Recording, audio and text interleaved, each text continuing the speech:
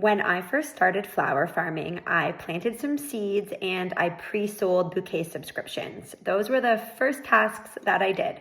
I spent a lot of time actually growing the flowers and a lot of time marketing the flowers to sell them.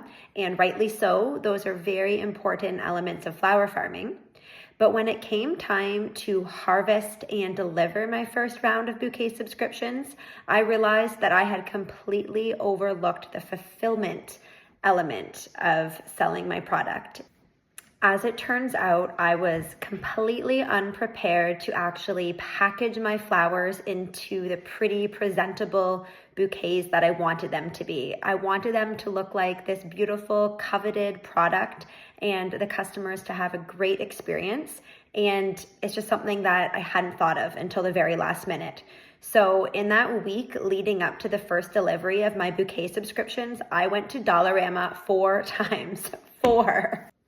So since then, I've realized that fulfillment is actually just as important in flower farming as the other two pieces, which I would consider growing your flowers, marketing to sell your flowers, and then the third important piece is fulfillment.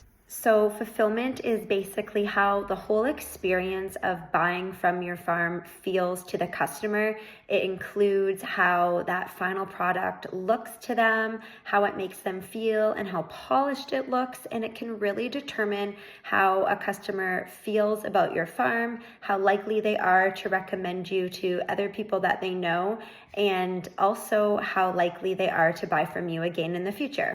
And I'm not talking about anything crazy. I think most of us who sell flowers know that we're going to need things like elastic bands to tie our flowers together, either sleeves or mason jars to put our bouquets in, simple things like that.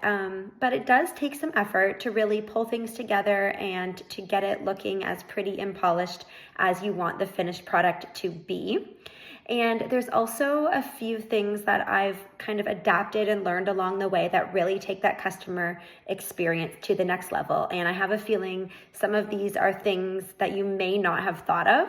I have put together a little guide that lays out the basic supplies that you need to package and sell your flowers. So I'm not talking about anything to do with growing here. If you have been growing flowers for a hot minute, you probably already have all that covered. These are just the basic things that you need to actually sell your flowers and just take that packaging to the next level. And it also includes the links on where to buy them. So you can find the link to that guide in the description.